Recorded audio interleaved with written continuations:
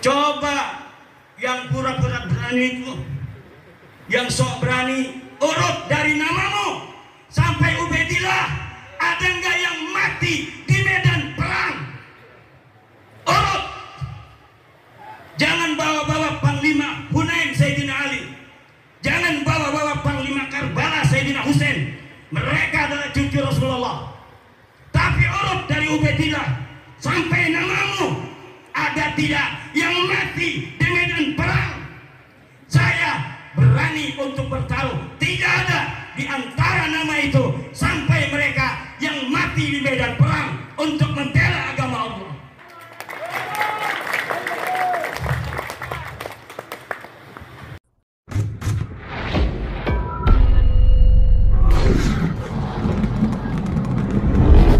Assalamualaikum warahmatullahi wabarakatuh. GMNU TV kembali hadir menemani Anda untuk berbagi pengetahuan dan wawasan keislaman. Sebelum menonton lebih jauh, jangan lupa like, komen, dan subscribe dulu untuk mendukung channel ini. Pemberani itu dia yang megangin pedang di tengah medan perang, bukan dia yang megangin mic di atas mobil komando pada masa damai.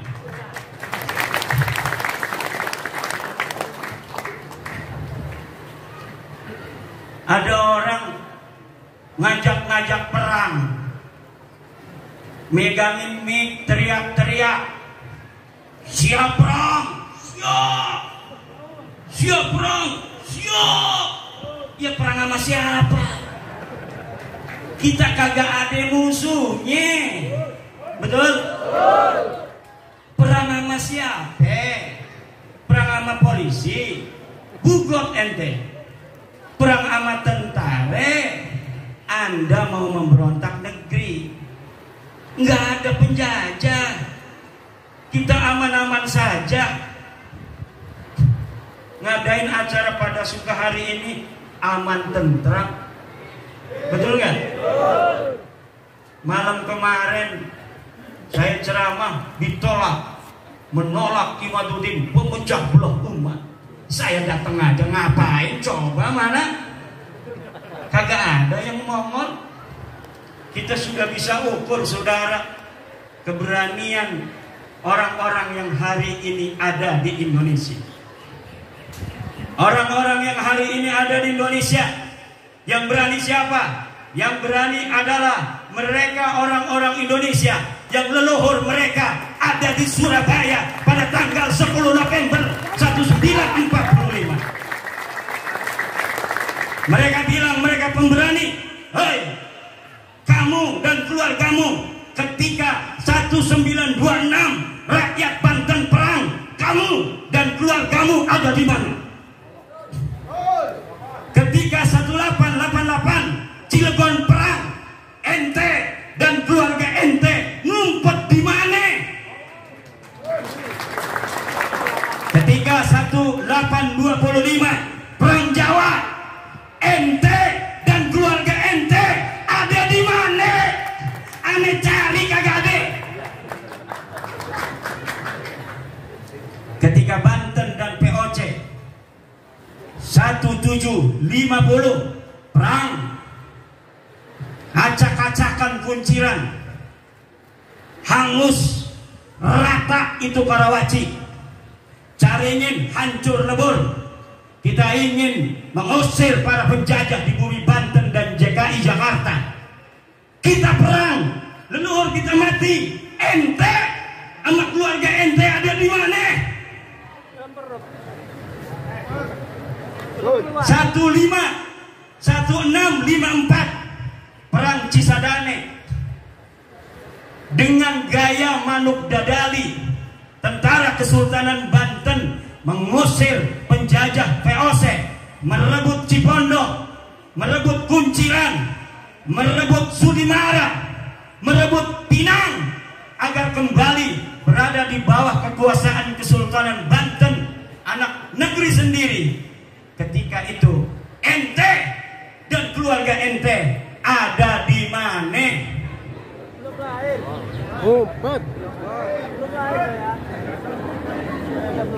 Ketika Sunan Ampel datang ke Banten, pengen ngajarin Islam di orang-orang Banten, Kemudian Sunan Ampel kagak diterima orang-orang Banten.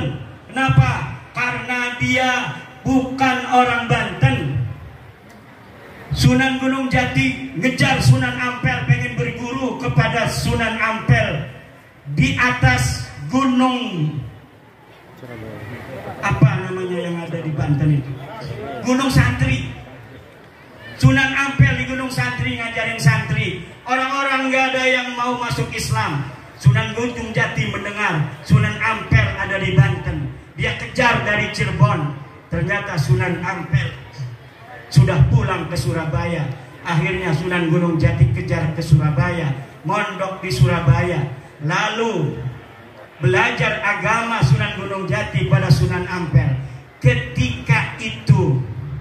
Ketika Sunan Ampel dengan susah payah menyebarkan agama Islam di Banten, ente dan keluarga ente ada di mana?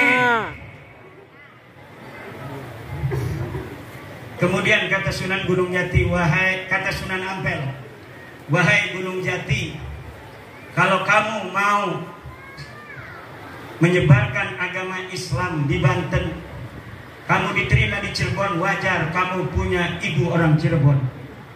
Tapi kalau kamu ngajarin agama Islam di Banten, gak bakal diterima. Saya pengalaman, di Banten gak ada orang berbondong-bondong mau masuk Islam, karena yang nyebarin saya bukan orang Banten. Terus gimana? Wahai guru, saya harus nyebarin Islam di Banten. Ente wirid hijib maghrobi, cewek cantik orang Banten, ambil jadikan istri. Akhirnya ada cewek cantik Nyai Kaum Anten diwirid.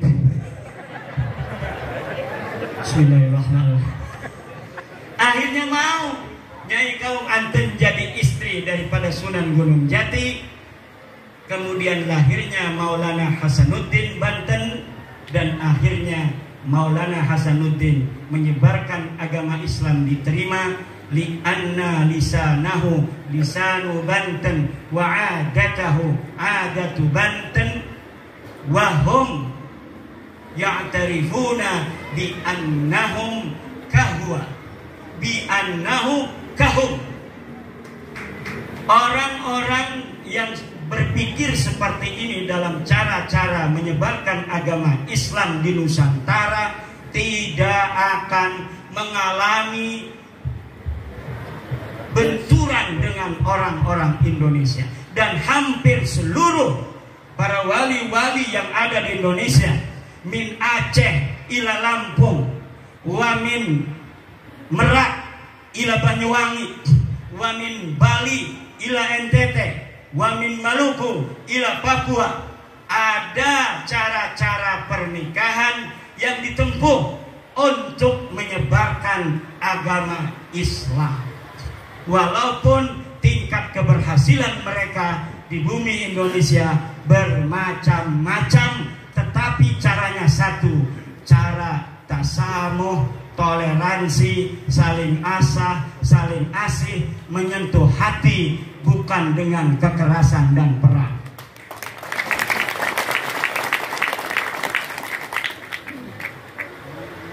Ini ada orang yang kekerasan, memperlihatkan keberanian di tengah-tengah keheningan. Orang lagi damai, dia, saya paling berani, kita siap perang, takbir, Allahu Akbar. Kata polisi, saya juga Allahu Akbar. Mau perang dengan saya, ini Allahu Akbar, itu Allahu Akbar, samiallahu liman hamidah. Giliran zaman perang kagak ada di sejarah, gimana urusannya? Kita baca-baca, ini ada kagak yang mati di medan perang? Ada enggak nih dari suhada-suhada 10 November? Kagak ada.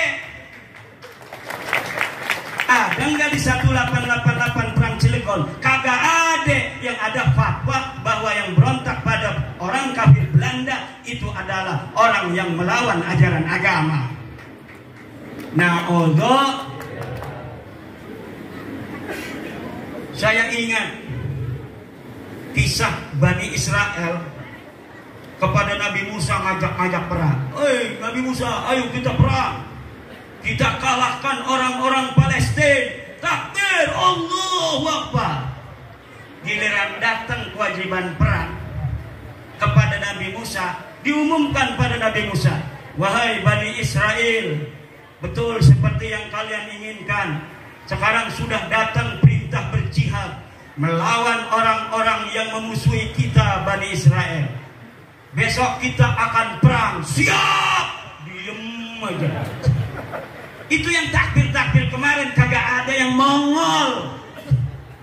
Yang ada apa yang mereka katakan, fadhhab anta wa rabbuka faqatila inna huna qa'idun. Hai Musa, kamu aja yang pergi sama Tuhanmu. Peranglah kamu dengan Tuhanmu. Kami di sini duduk enak-enakan. Itu orang Bani Israel, orang Yahudi. Watak Yahudi itu kimujib begitu. Satu ciri-ciri Yahudi, kalau lagi masa damai ngajakin lagi perang kagak mau dia. Ngapain gua, katanya mati nanti. Paling takut orang Yahudi pada kematian, saudara. Orang Yahudi paling takut mati. Itu ciri Yahudi pertama tuh. Yang kedua, penakut tapi sok berani di masa-masa damai. Kalau masa perang datang, ngumpet di bawah rok istrinya. Buktinya mana? Buktinya kagak ada satupun keluarga mereka masuk dalam syuhada Indonesia.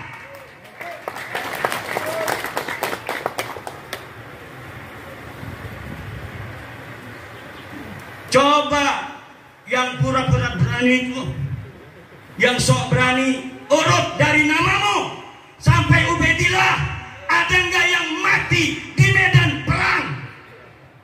Urut.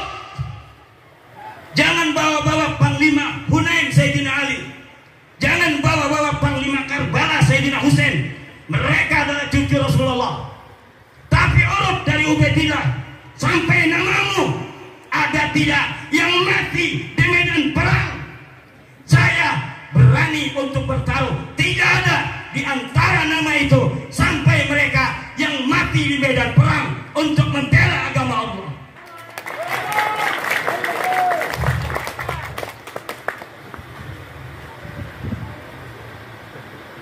Ini ada penyanyi.